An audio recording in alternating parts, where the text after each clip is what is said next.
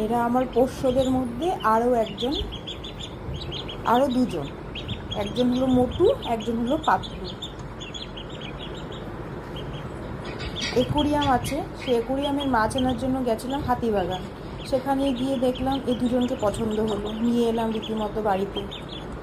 এসে আগে তো বুঝতে পারিনি রকি গোল্ডি রয়েছে বাড়িতে, এরা দুজন তো আর ছাড়ে না, এর পিছে লেগেই রয়েছে, কখন ওকে একটু ধরবে, চটকাবে, কচলিয়ে দেবে।